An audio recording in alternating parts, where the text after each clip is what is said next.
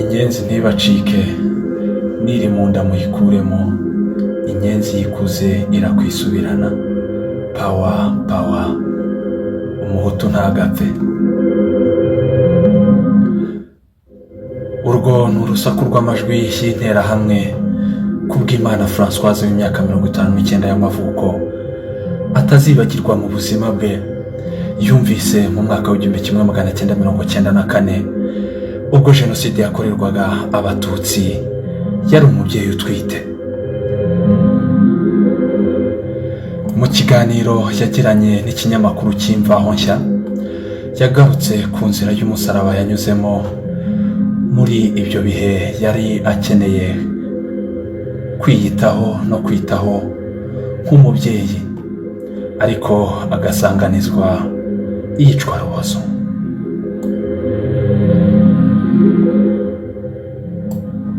Kubw'Imana wari ufite imyaka 29, icyo gihe yari atuye muri komini Tambwe.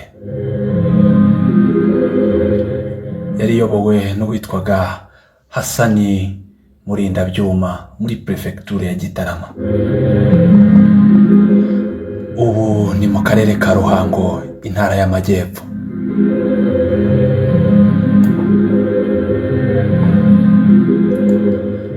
Uyu munsi uyu mubyeyi aracyatuye mu karere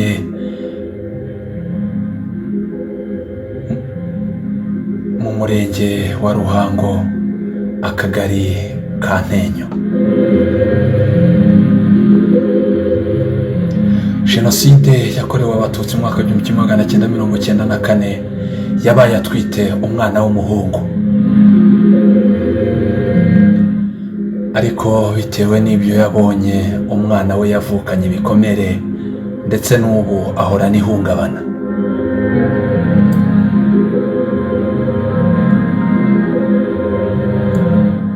Aganira n'Imvaho Nshya, ubuhamya bwe yabuhereye mu mwaka w'1973 aho yigaga mu mwaka wa 5 w'amashuri abanza ku ishuri rya Kizibere. Ari nabwo yatangiye kubona abatutsi bameneshwa, bakabatwikira ndetse no mu mashuri bagahabwa akato.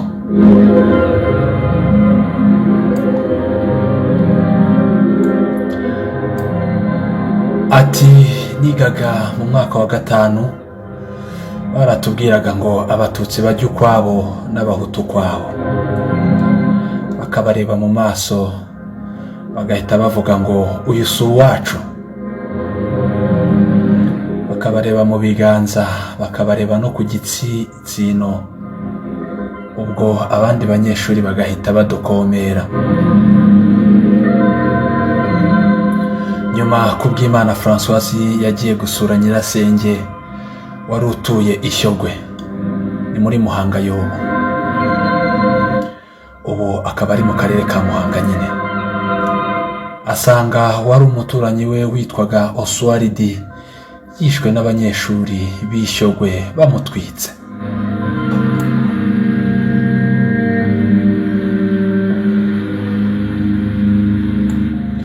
Yongeyeho ko guhembera urwango byakomeje, ndetse agarutse iwabo asanga umugabo witwaga Semugaza bari baturanye mu kabuga ka Kizibere bamwishe. Umuryango we barawumenesha, n'inzu bari batuyemo barayitwika. Uko imyaka yahise indi gataha, kubw'Imana Françoise yakomeje kubona urwango rukorerwa abatutsi rurushaho kwiyongera, kugeza mu mwaka w'1993 aho yiboneye ibintu bitangira guhindura isura. Yakomeje agira ati mu mwaka w'1993 twumvaga ibintu bikubita bisakuza, ntitumenye ibyo ari byo. Nyuma dutangira kubona abantu bahunga bava mu bice by'Amayaga, Intongwe na Mugena, bashoreye amahene, abandi bikoreye imisambi. bahungira Kizibere na Ntenyo. Tukababaza tuti ese murahunga iki?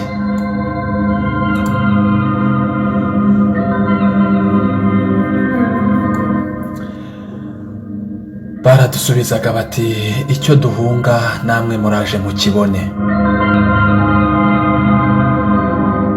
Muri icyo gihiriri cyahungaga hari havanzemo Abahutu n'Abatutsi, ariko Abahutu bamwe bakaba barazaga bica Abatutsi umugenda. Kubwimana Françoise yakomeje agira ati hashize iminsi 2 ayo masasu natwe yatugezeho, dutangira guhunga tugana Imarangara, Imutara ku Buhanda, ariko nanone Abahutu bagendaga bahondagura amafuni Abatutsi. Yongeyeho ko hari abagore bagendaga abona mu nzira bapfuye bari konsa abana, abandi bapfanye abana mu mugongo.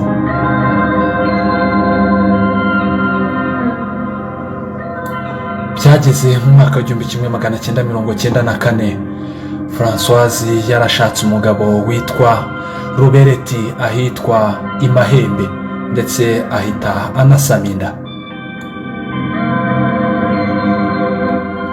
Ubwo jenoside yari itangiye byeruye, yaje gufata ijerekani ajya kuvoma, yumva ko nta uri bumwice, maze aza guhura n'interahamwe imukubitira kuri bariyeri. Aza gutabarwa n'umugabo wari Umuhutu wabahingiraga witwaga Karahamuheto.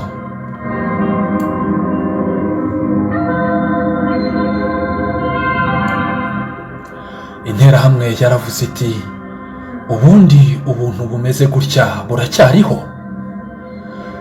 muracyabushyigikiyemo iki? Uwitwaga Karahamuheto aravuga ati ese musigaye mwica n'abagore batwite? Undi ati none se muracyashyigikiye inyenzi? Ntimuzi ko iyo ihaka ibyara umugome? Ahubwo ni mu mpifuni. Byakurikiyeho namwe murabyumva. Kubwimana Françoise yakomeje agira ati iyo nterahamwe yahise ikubita Kubwimana, maze azunga isereri agwa hasi, ariko ako kanya ibona umusore w'umunyeshuri wari mu kigero cy'imyaka nka 20 iramwirukankana ijya kumwica. Karahamuheto ngo yahise abyutsa Françoise amwambika amakoma aramuhisha. Nyuma interahamwe yaje kugaruka ibaza Karahamuheto iti ya nyenzi nsizaha igiye?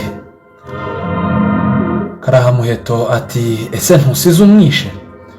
Wari gukubita umuntu utwite kuriya akabaho? Dore twamukurikiye hariya niho arambaraye.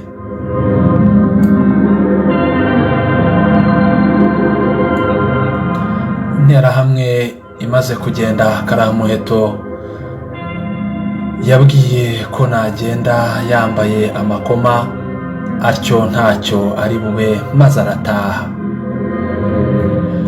Umunsi wakurikiyeho Kubwimana yagiye gusarura ibishyimbo munsi y'urugo, aza kumva amajwi y'abantu baririmba ngo power bafite amahiri n'imihoro. Ahita agaruka ngo arebe nyirabukwe bahunge.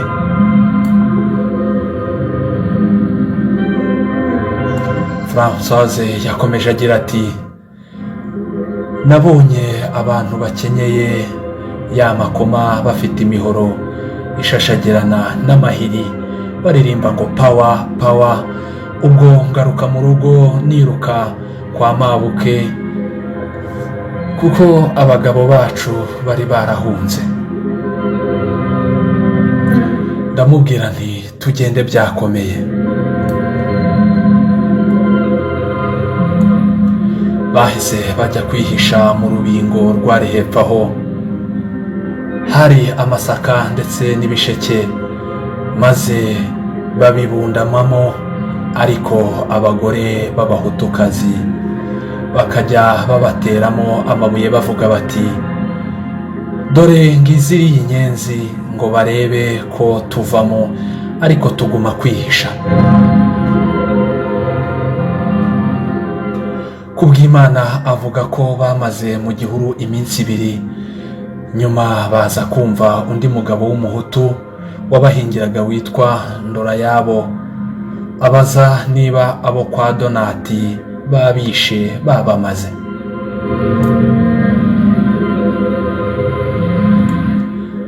Ati, nahise mva mu gihuru ndamurembuza, araza arambwira ati, ntimwirirwe muza iwanyu babasahuye. Ndorayabo yahise abajyana iwe abahisha munsi y'urutara, babayo kugeza igihe inkotanyi zaziye kubatabara.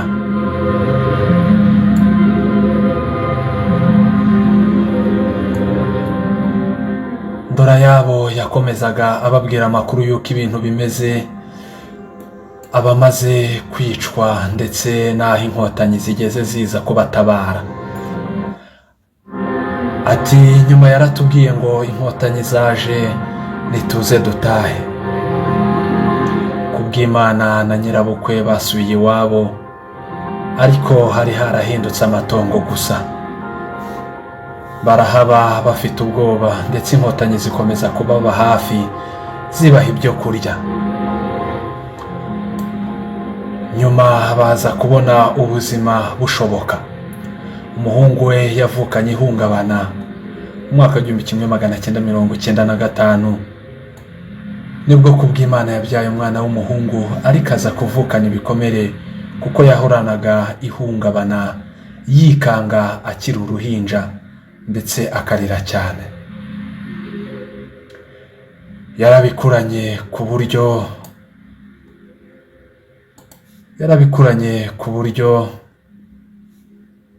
n'ubu iyo amurebye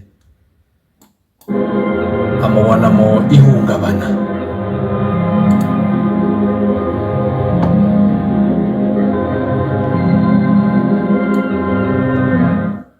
Kubw'amahirwe umugabo we Rubereti nawe yararokotse, bongera kubonana, ariko nyuma aza gupfa urupfu rusanzwe.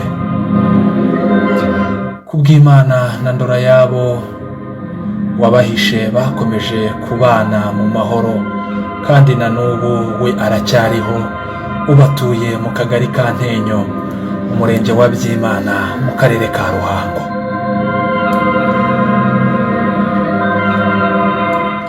Kubw'Imana ashimira leta y'ubumwe bw'abanyarwanda, yongeye guhuza abanyarwanda ikabasubiza isano bafitanye, bityo bakaba babona igihugu kirimo kugana heza, kubera ko abakiri bato batozwa kwirinda icyababibamo urwango. By'umwihariko ashimira ubwitange bw'inkotanyi zatabaye na Perezida wa Repubulika, Perezida Paul Kagame, waziyoboye akaba ayoboye icyerekezo gishya cy'igihugu kizira urwango n'amacakubiri. Iyi akaba ari inkuru y'ubuhamya bwa Kubwimana Françoise warokotse jenoside yakorewe abatutsi mu mwaka 1994 twabagezagaho. Akaba ari ubuhamya yahaye ikinyamakuru Imvaho Nshya. Akaba mwabwumvaga mu ijwi rya Jay Baptiste.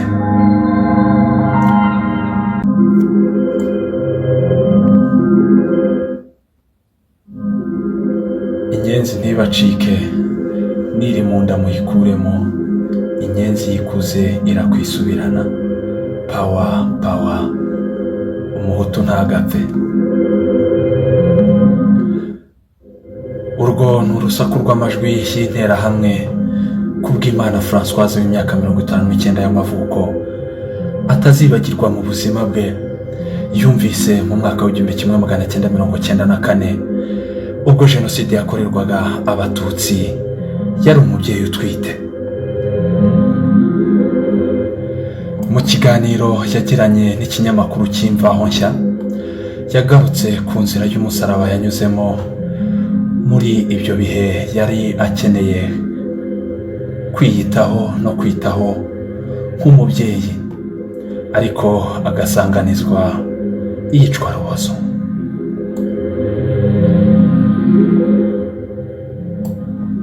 Kubw'Imana wari ufite imyaka 29, icyo gihe yari atuye muri komini Tambwe. Yari iyobowe n'uwitwaga Hasani Murindabyuma muri prefecture ya Gitarama. Ubu ni mu karere ka Ruhango, intara y'Amajyepfo.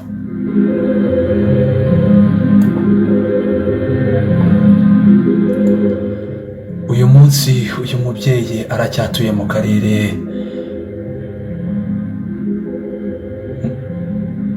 mu murenge wa Ruhango, akagari ka Ntenyo. Jenoside yakorewe Abatutsi mu mwaka w'1994 yabaye atwite umwana w'umuhungu, ariko bitewe n'ibyo yabonye umwana we yavukanye ibikomere ndetse n'ubu ahorana ihungabana.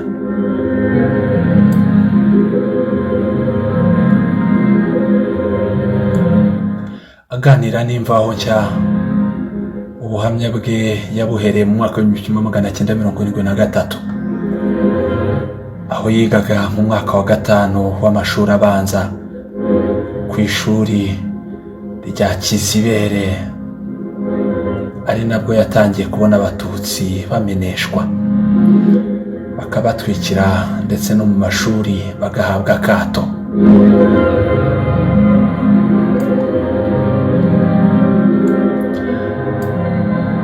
Ati nigaga mu mwaka wa 5 baratubwiraga ngo Abatutsi bajya ukwabo n'Abahutu ukwabo, bakabareba mu maso bagahita bavuga ngo uyu si uwacu, bakabareba mu biganza, bakabareba no ku gitsitsino, ubwo abandi banyeshuri bagahita badukomera. Nyuma kubw'Imana Françoise yagiye gusura nyirasenge wari utuye Ishyogwe, ni muri Muhanga y'ubu, ubu akaba ari mu karere ka Muhanga nyine. Asanga wari umuturanyi we witwaga Oswalidi yishwe n'abanyeshuri b'Ishyogwe bamutwitse.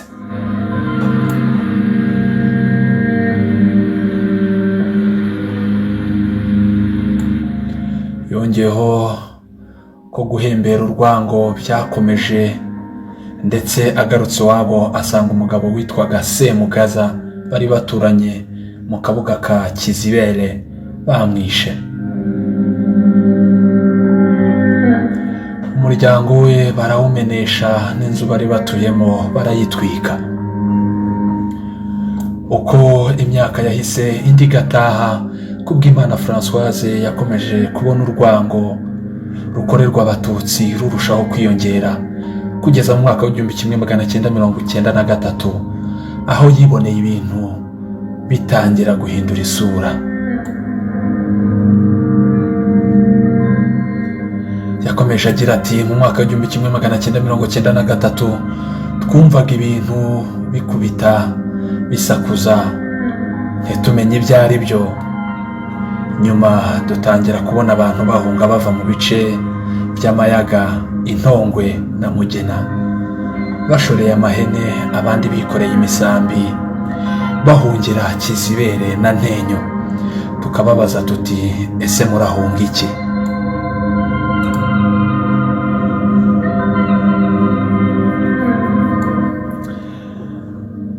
Baradusubizaga bati icyo duhunga namwe muraje mukibone. Muri icyo gihiriri cyahungaga hari havanzemo Abahutu n'Abatutsi, ariko Abahutu bamwe bakaba barazaga bica Abatutsi umugenda. Kubw'Imana Françoise yakomeje agira ati hashize iminsi 2 ayo masasu natwe yatugezeho, dutangira guhunga tugana imarangara, imutara ku buhanda. Ariko nanone abahutu bagendaga bahondagura amafuni abatutsi. Yongeyeho ko hari abagore bagendaga abona mu nzira bapfuye bari konsa abana, abandi bapfanye abana mu mugongo.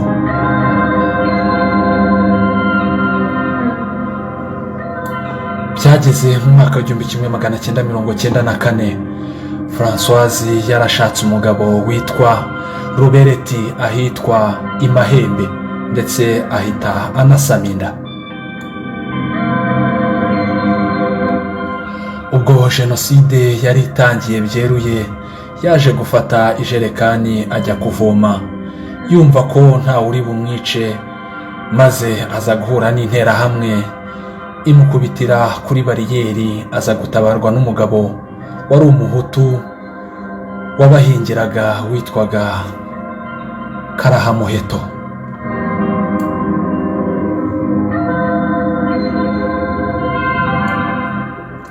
Interahamwe yaravuze iti, ubundi ubuntu bumeze gutya buracyariho? Muracyabushyigikiyemo iki? Uwitwaga Karahamuheto aravuga ati, ese musigaye mwica n'abagore batwite? Undi ati, none se muracyashyigikiye inyenzi? Ntimuzi ko iyo ihaka ibyara umugome? Ahubwo ni mu mpifuni. Byakurikiyeho namwe murabyumva. Kubwimana Françoise yakomeje agira ati, iyo nterahamwe yahise ikubita Kubwimana, maze azunga isereri agwa hasi. Ariko ako kanya ibona umusore w'umunyeshuri wari mu kigero cy'imyaka nka 20, iramwirukankana ijya kumwica. Karahamuheto ngo yahise abyutsa Françoise, amwambika amakoma, aramuhisha.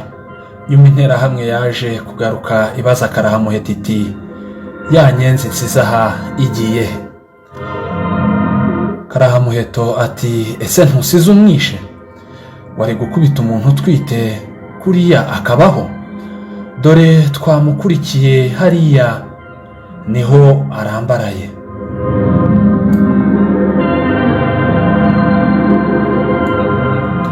Interahamwe imaze kugenda, Karahamuheto yabwiye ko nagenda yambaye amakoma atyo ntacyo ari bube, maze arataha. Umunsi wakurikiyeho Kubwimana yagiye gusarura ibishyimbo munsi y'urugo, aza kumva amajwi y'abantu baririmba ngo pawa, bafite amahiri n'imihoro. Ahita agaruka ngo arebe nyirabukwe bahunge.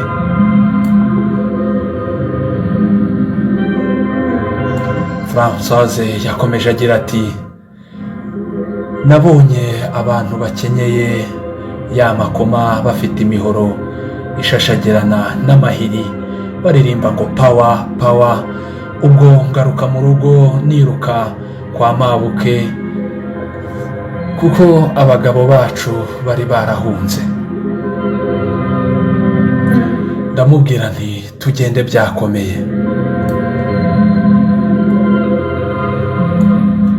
Bahise bajya kwihisha mu rubingo rwari hepfo aho hari amasaka ndetse n'ibisheke, maze babibundamamo.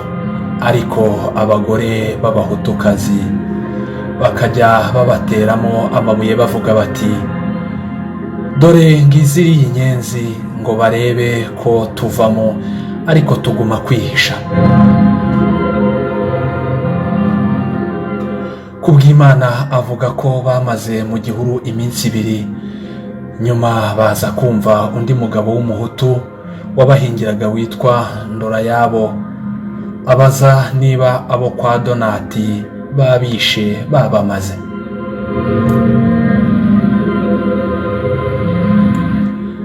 Ati, nahise mva mu gihuru ndamurembuza araza arambwira ati ntimwirirwe muza iwanyu babasahuye. Ndora yabo yahise abajyana iwe abahisha munsi y'urutara babayo kugeza igihe inkotanyi zaziye kubatabara.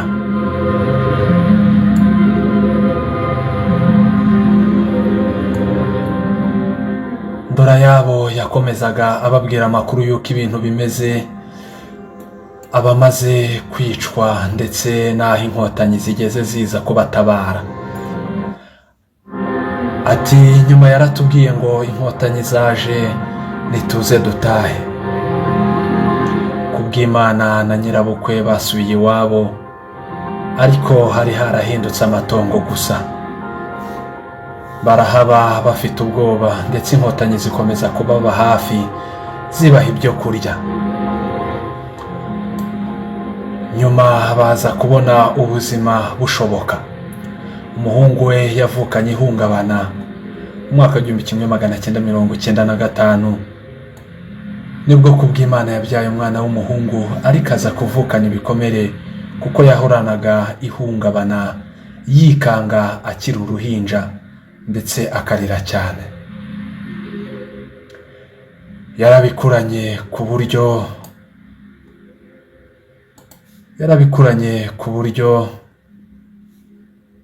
n'ubu iyo amurebye amubonamo ihungabana.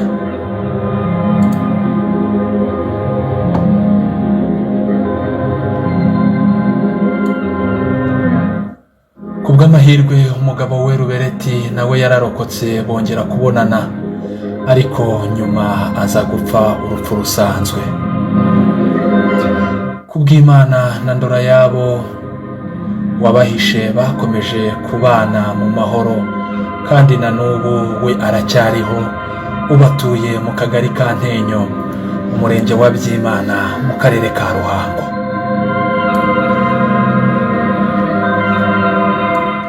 Kubw'Imana ashimira leta y'ubumwe bw'Abanyarwanda yongeye guhuza Abanyarwanda ikabasubiza isano bafitanye,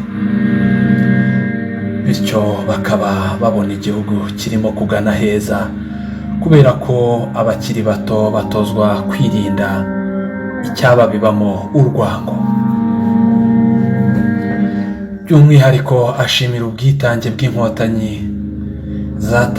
zatabaye na Perezida wa Repubulika, Perezida Paul Kagame, waziyoboye akaba ayoboye icyerekezo gishya cy'igihugu kizira urwango n'amacakubiri. Iyi akaba ari inkuru y'ubuhamya bwa Kubwimana Françoise warokotse Jenoside yakorewe Abatutsi mu mwaka w'1994 twabagezagaho. Akaba ari ubuhamya yahaye ikinyamakuru Imvaho Nshya. Akaba mwabwumvaga mu ijwi rya Jay Baptiste.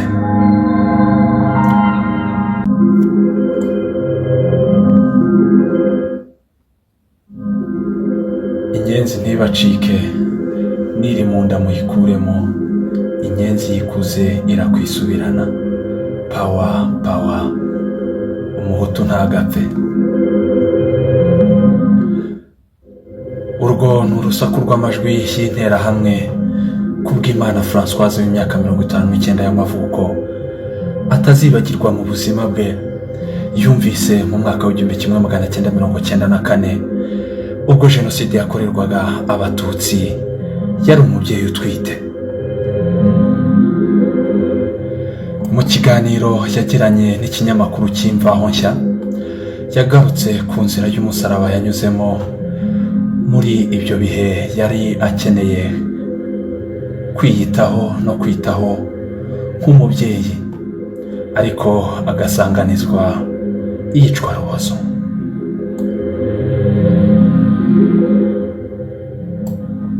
Kubwimana wari ufite imyaka 29, icyo gihe yari atuye muri komini Tambwe. Yari yobowe n'uwitwaga Hasani Murindabyuma muri Prefecture ya Gitarama. Ubu ni mu karere ka Ruhango, intara y'Amajyepfo.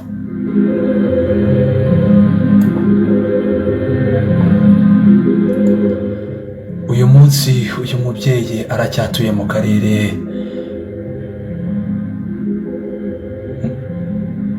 mu murenge wa Ruhango, akagari ka Ntenyo. Jenoside yakorewe Abatutsi mu mwaka w'1994 yabaye atwite umwana w'umuhungu, ariko bitewe n'ibyo yabonye umwana we yavukanye ibikomere ndetse n'ubu ahorana ihungabana.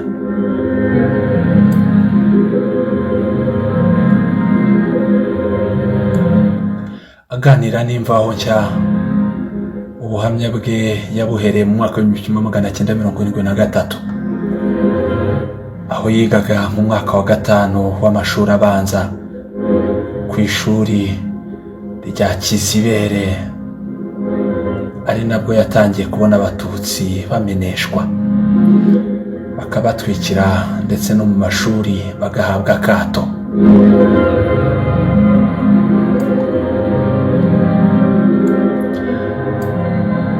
Ati nigaga mu mwaka wa 5 baratubwiraga ngo Abatutsi bajya ukwabo n'Abahutu kwabo, bakabareba mu maso bagahita bavuga ngo uyu si uwacu, bakabareba mu biganza, bakabareba no ku gitsitsino, ubwo abandi banyeshuri bagahita badukomera. Nyuma Kubwimana Françoise yagiye gusura nyirasenge wari utuye Ishyogwe, ni muri Muhanga y'ubu, ubu akaba ari mu karere ka Muhanga nyine. Asanga wari umuturanyi we witwaga Oswald yishwe n'abanyeshuri b'Ishyogwe bamutwitse.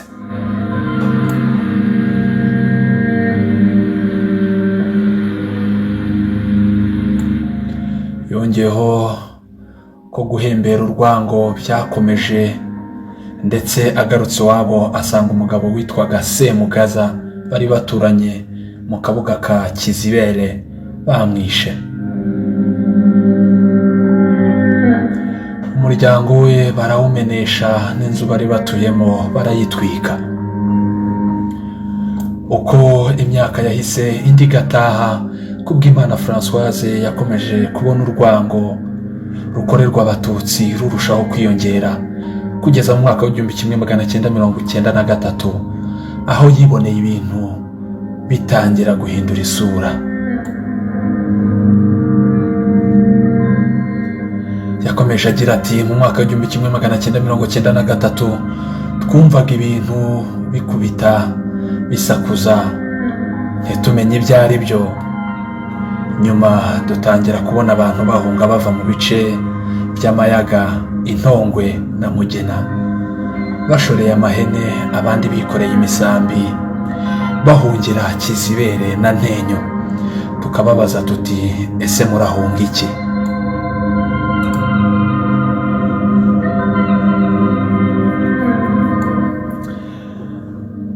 Baradusubizaga bati icyo duhunga namwe muraje mukibone. Muri icyo gihiriri cyahungaga hari havanzemo Abahutu n'Abatutsi, ariko Abahutu bamwe bakaba barazaga bica Abatutsi umugenda. Kubwimana Françoise yakomeje agira ati hashize iminsi 2 ayo masasu natwe yatugezeho, dutangira guhunga tugana Imarangara, Imutara ku Buhanda, ariko nanone Abahutu bagendaga bahondagura amafuni Abatutsi. Yongeyeho ko hari abagore bagendaga abona mu nzira bapfuye bari konsa abana, abandi bapfanye abana mu mugongo.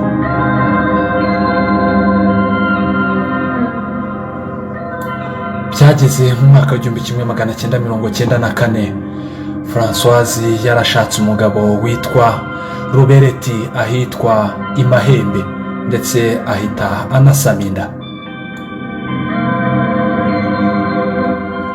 Ubwo jenoside yari itangiye byeruye, yaje gufata ijerekani ajya kuvoma, yumva ko ntawe uri bumwice, maze aza guhura n'interahamwe imukubitira kuri bariyeri. Aza gutabarwa n'umugabo wari umuhutu wabahingiraga witwaga Karahamuheto.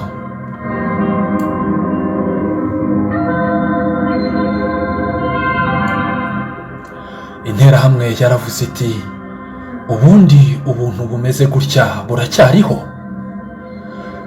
Muracyabushyigikiyemo iki? Uwitwaga Karahamuheto aravuga ati, ese musigaye mwica n'abagore batwite? Undi ati, none se muracyashyigikiye inyenzi? Ntimuzi ko iyo ihaka ibyara umugome? Ahubwo ni mu mpifuni. Byakurikiyeho namwe murabyumva. Kubwimana Françoise yakomeje agira ati, iyo nterahamwe yahise ikubita Kubwimana maze azunga isereri agwa hasi. Ariko ako kanya ibona umusore w'umunyeshuri wari mu kigero cy'imyaka nka 20 iramwirukankana ijya kumwica. Karahamuheto ngo yahise abyutsa Françoise amwambika amakoma aramuhisha. Nyuma interahamwe yaje kugaruka ibaza Karahamuheto iti, ya nyenzi nsizaha igiye? Karahamuheto ati, ese ntusize umwishe? Wari gukubita umuntu utwite kuriya akabaho? Dore twamukurikiye hariya niho arambaraye.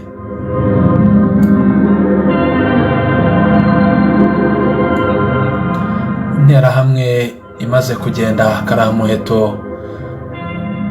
yabwiye ko nagenda yambaye amakoma atyo ntacyo ari bube, maze arataha. Umunsi wakurikiyeho Kubwimana yagiye gusarura ibishyimbo munsi y'urugo, aza kumva amajwi y'abantu baririmba ngo pawa bafite amahiri n'imihoro.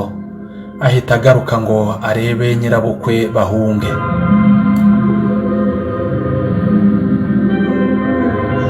Françoise yakomeje agira ati, nabonye abantu bakenyeye ya makoma bafite imihoro ishashagirana n'amahiri baririmba ngo pawa pawa. Ubwo ngaruka mu rugo niruka kwa mabuke kuko abagabo bacu bari barahunze. Ndamubwira nti tugende byakomeye. Bahise bajya kwihisha mu rubingo rwari hepfo aho hari amasaka ndetse n'ibisheke, maze babibundamamo. Ariko abagore b'abahutukazi bakajya babateramo amabuye bavuga bati, dore ngiziriye inyenzi ngo barebe ko tuvamo, ariko tuguma kwihisha. Kubwimana avuga ko bamaze mu gihuru iminsi 2, nyuma baza kumva undi mugabo w'umuhutu wabahingiraga witwa Ndorayabo abaza niba abo kwa Donati babishe babamaze.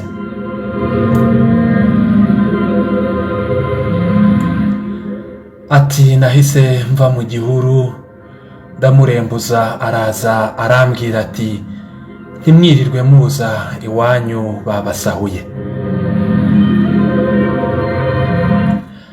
Ndorayabo yahise abajyana iwe abahisha munsi y'urutara, babayo kugeza igihe inkotanyi zaziye kubatabara.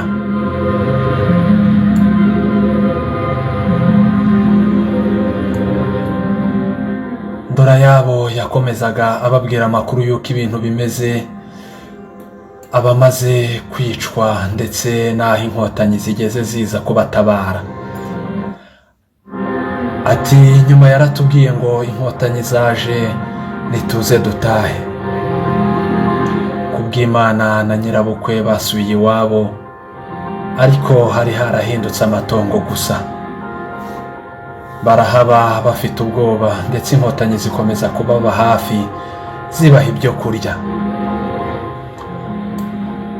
Nyuma baza kubona ubuzima bushoboka. Umuhungu we yavukanye ihungabana mu mwaka w'1995, nibwo kubw'Imana yabyaye umwana w'umuhungu, ariko aza kuvukana ibikomere kuko yahoranaga ihungabana, yikanga akiri uruhinja ndetse akarira cyane. Yarabikuranye ku buryo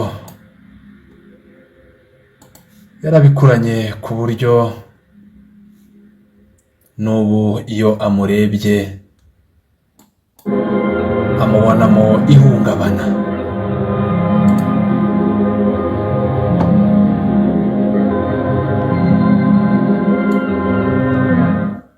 Kubw'amahirwe umugabo we Rubereti nawe yararokotse, bongera kubonana, ariko nyuma aza gupfa urupfu rusanzwe. Kubw'Imana na Ndorayabo wabahishe bakomeje kubana mu mahoro, kandi na n'ubu we aracyariho. Ubatuye mu kagari ka Ntenyo, umurenge wa Byimana, mu karere ka Ruhango.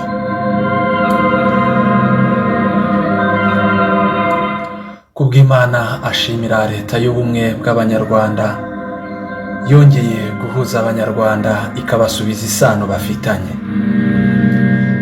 bityo bakaba babona igihugu kirimo kugana heza, kubera ko abakiri bato batozwa kwirinda icyababibamo urwango. By'umwihariko ashimira ubwitange bw'inkotanyi zatabaye na Perezida wa Repubulika, Perezida Paul Kagame, waziyoboye akaba ayoboye icyerekezo gishya cy'igihugu kizira urwango n'amacakubiri. Iyi akaba ari inkuru y'ubuhamya bwa Kubwimana Françoise, warokotse jenoside yakorewe Abatutsi mu mwaka w'1994 twabagezagaho. Akaba ari ubuhamya yahaye ikinyamakuru Imvaho Nshya. Akaba mwabwumvaga mu ijwi rya Jay Baptiste.